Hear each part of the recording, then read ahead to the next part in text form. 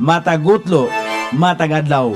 Adunay mga panghitabo dito sa kauluhan, panghitabo sa gawa sa atong nasod, ug adunay mga panghitabo dinhi sa atong dapit. Mga panghitabo nga mo'y makapaikag sa katawhan, nga mabinantayon sa lakat ug dagan sa panahon karon. Itanyag ning istasyon DXSR ang 7 o'clock Breakfast News.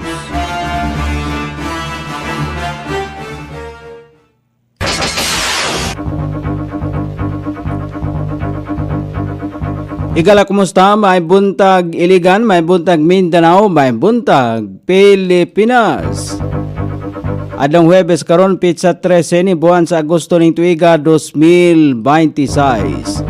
Sangan sa ato station manager Pastor Robin Sulapas, kini ang inyong ka-isar Kabisaya Nunay B, ang matod sa hanay sa balita sa alas 7. Ug karon sa ulang tudling sa ato mga balita, ruta sa Iligan, Manila, posibleng pag-ablihan pag-usab alang sa pasahero o kargamento. Emergency shutdown sa wheel number 5 sa Iligan City Water Works System pagahimuon karong adlaw. Mga biktima sa sunog sa Tambakan nakadawat og 700 kon 370,000 pesos nga financial assistance gikan sa LGU Iligan. Sa kauluhan, Baldwin gimultahan og 9.8 milyones pesos sa dole. Armed Forces of the Philippines dilimuhonong sa pagtabang taliwala sa daotang panahon. COA State Auditor tagsa-tagsa nga mitumbok sa proof of success sa paggamit sa confidential funds sa Office of the Vice President. Sa gawas sa nasod, mga basurero sa Italy gitabangan og pangita ang jackpot ticket sa usa ka babay. Balita sa kinabuhing Kristohanon, mga Kristohanon sa India giaresto human nga nangabig og kalag sa birthday party. Kini ang uluhang tudling sa atong mga balita nga dalit kanato ning istasyon. DXSR 106.7 sa inyong FM dial. Ang bugtong radyo sa Dakbayan Siligan nga nagsibya sa balaang kasulatan, pinasubay sa inspired and preserved, not simply dictated, King James Version sa Anchor Broadcasting Corporation. O karon sa kompleto nga detalye, nagtagbo ang Port Management Office sa Lanao del Norte ug Iligan ingon man ang Tugo Group alang sa pagpabalik sa direktang biyahe sa barko alang sa mga pasahero ug kargamento sa rutang Iligan-Manila ang maong serot nihunong sukad sa pagsugod sa COVID-19 pandemic sa gipahigayong courtesy visit sa Office of the Port Manager. Nakigtagbo ang mga representante sa Togo Group o Global Port Iligan Terminal Incorporated kang Port Manager Arthur Nogas aron hisgutan ang mga benepisyo sa pag-abli pag-usab sa maong biyahe. Gilauman nga makatabang ang pagpabalik sa ruta sa mas paspas o epesyenteng pagdala sa mga pasahero o kargamento, pagpalig-on sa negosyo o pagpalapad sa konektibidad sa Iligan o mga silingang dapit sa nasod. Makadugang usab kini sa pagpalambo sa lokal nga ekonomiya o turismo sa Dakbayan sa Iligan. Nagpagawas og pampublikong advisory ang Iligan City Water Works System kon ICWS mahitungod sa ipahigayong emergency shutdown sa ilang well number 5 karong adlaw sugod alas 8 sa buntag hangtod sa alas 7 sa gabi. Ang maong lakang gibuhat aron mahatagan og pamaagi ang gikinahanglang pag-ayo o pagmintinar sa maong pasilidad sa tubig. Tungod sa maong shutdown, gilauman nga makasinati og pagkawala sa supply sa tubig o hinay nga presyor sa tubig ang unom ka mga barangay nga naglakip sa Barangay Hinaplanon, Barangay Luina, Barangay Santo Rosario, Barangay del Carmen, Barangay Bagong Silang ug Barangay Santiago. Nanawagan ang Iligan City Water Works System sa tanang mga residente sa mga apektadong dapit nga magpundo og igo og kinahanglang tubig sa wala pagkatakdang oras sa pagpalong. Nangayo usab og pasaylo og pagsabot ang mga buhatan alang sa bisan unsang kakulian samtang gipalingkamutan nga makabalik sa normal ang serbisyo sa labing dali nga panahon. Mukabat sa 370,000 pesos nga financial assistance ang nadawat sa mga pamilyang naapektuhan sa sunog sa Purok 2A, Gawad Kalinga, Barangay Tambakan, gikan sa lokal nga kagamhanan sa Iligan pinagi sa City Social Welfare and Development Office.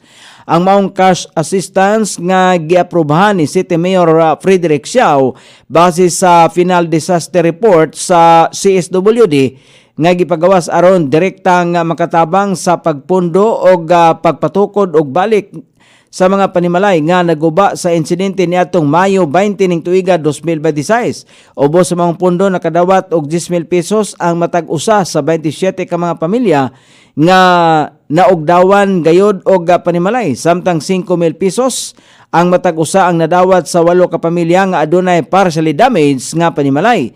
Nakadawat usab og 3,500 pesos ang matag usa sa 5 ka renters, 3,000 pesos matag usa alang sa 11 ka shares ug 10,000 pesos alang sa pamilya sa usa ka nakalas nga residente. Gawas sa maong nga pinansiyal nga ayuda, nakadawat usab ang kinatibuk-ang 51 ka pamilya o 150 ka individual og food assistance nga nagkantidad og 590 pesos matag pamilya nga naglangkob sa 5 ka kilong bugas, 3 ka lata nga corned beef og 3 ka lata nga sardinas. Dako ang paglaom sa dakbayan nga ang maong cash og food assistance nga adunay kinatibuk ang kantidad nga 400,590 pesos makatabang og igong suporta alang sa dali nga pagpabangon sa mga naapektuhang pamilya sa Barangay Tambakan. O karon sa balita sa kauluhan, gimultahan sa Department of Labor and Employment duli og kinatibuk ang 9.8 milyones pesos ang kanhi Ateneo Blue Eagles coach nga si Tab Baldwin tungod sa mga paglapas sa mga requirements sa pagtrabaho sa foreign nationals. Giingong 4.9 milyones pesos nini ang multa tungod sa kapakyasan sa pagkuha og alien employment permit. Samtang laing 4.9 milyones pesos ang gipahamtang tungod sa kapakyasan sa pagkuha og Certificate of Exemption. Gipamulta usab ang Ateneo de Manila University og 4.9 milyones pesos og giingong jointly and solidarily liable uban ni Baldwin alang sa Certificate of Exemption violation. Mahibaluan nga mitumaw kini human sa investigasyon sa pagkamatay sa duha ka Ateneo student athletes nga sila si Rene Baterbunya o Divine Adile atol sa team building activities sa Dipakulaw, Aurora niadtong Hunyo. Apan ang multa may kalabutan sa employment permit violations.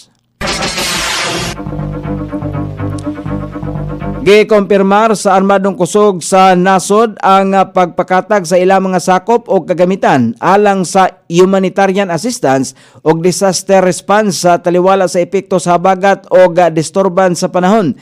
Gibutyag ni Armed Forces of the Philippines spokesperson Colonel Francel Margaret Padilla, nakaposisyon sa mga kritikal nga lugar ang search and rescue teams gikan sa Philippine Army, Philippine Marine Corps o Philippine Air Force. Giandam na usab ang tanang puwersa sa militar aron suportahan ang mga lokal nga otoridad o ang mga komunidad nga naapektuhan sa mga aksyon sa pagluwas sa pagresponde o sa koordinasyon sa Office of Civil Defense. Una nang gagitumbok ni Colonel Padilla nga dili maghulat ang pagginahanglan sa tao kung adunay kalamidad, busa gihimo ang hinanaling paglihok sa ilang mga grupo.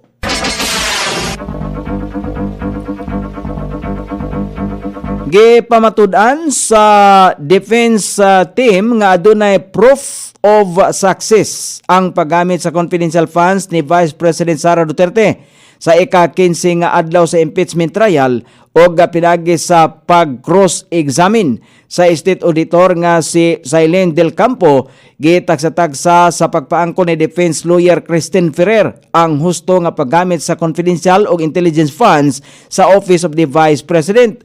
Lakip sa gibasa sa depensa ang pagtukod sa satellite office sa Office of the Vice President sa pipila ka mga lugar sama sa Isabela sa Cagayan Valley. Gipakita usab nini ang kalihukan sa mga data information gathering, threat assessment o guban pa.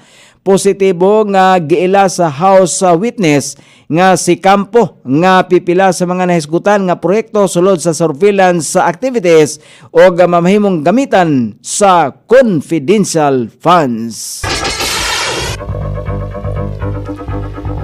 O karon sa balita sa gawas sa nasod, gitabangan sa mga basurero ang usa ka babae sa Italy. Human niyang gipangita ang iyang jackpot ticket, human nga iya kining nalabay sa basurahan. Ang nasing babae, una niyang gilabay ang ticket, human nga nagtuo siya nga walay price ang iyang ticket.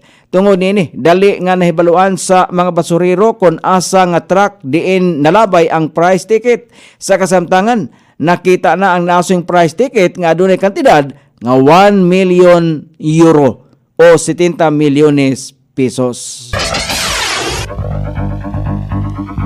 O karon sa balita sa kinabuhing Kristohanon, gipaaresto ang 7 ka mga Kristohanon sa nasod sa India human nga gisentensyahan sila og guilty ngadto sa pagpangabi og kalag sa usa ka birthday party. Kini nga court battle nagsugod kaniadtong 2024 sa Madhya Pradesh State human nga adunay mga Muslim ang invited sa nasing birthday party.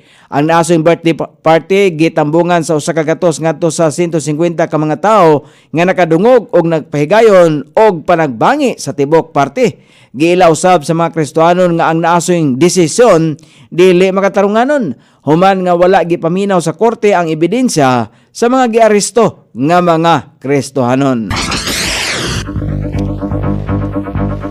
O karon sa pagbanabana sa kaimtang sa dagan sa panahon ang Mindanao padayon makasinati og init nga panahon. Hinuon dunay mga ginagmay nga mga pag-ulan ang matagamtaman sa panahon sa kapunon. Ang southwest monsoon padayon makaapektar sa mga dapit sa Luzon. Og ang tropical cyclone nga napa sa gawas sa nasod padayon gibantayan sa Pag-asa na kini mahimutang sa 2,560 kilometro sa sidlakang bahin sa northeast of extreme northern Luzon. Nagdala kini og gikusgon nga hangin nga sa 65 kilometros matag oras nga dunay pagkusok-kuso nini nga 80 kilometros matag oras. Nag-irog kini sa gikusgon nga 20 kilometros matag oras apan wala pa epekto sa nasod nga Pilipinon.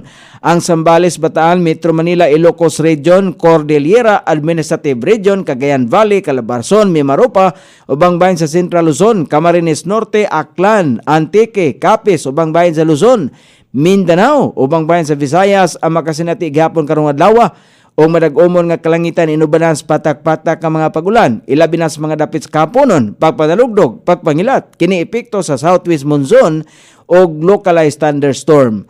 Sukod sa temperatura din sa dakbayan siligan, ang kabugnahon ana sa 25 ug ang kainiton musangko sa 28 degrees centigrado. Ang adlaw misilang kagaliha sa alas 5:42 ug mosahop unya sa alas 6:20 sa sayong takna sa kagabhion.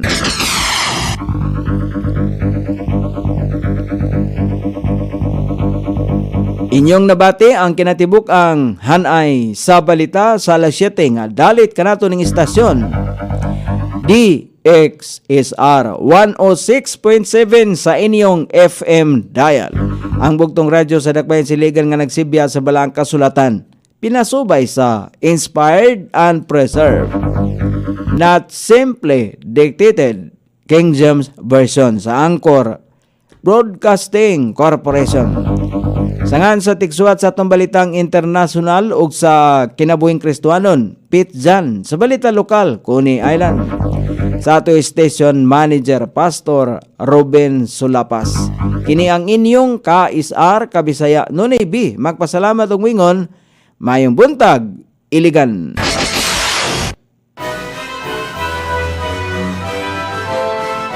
Inyong nabati ang 7 o'clock Breakfast News.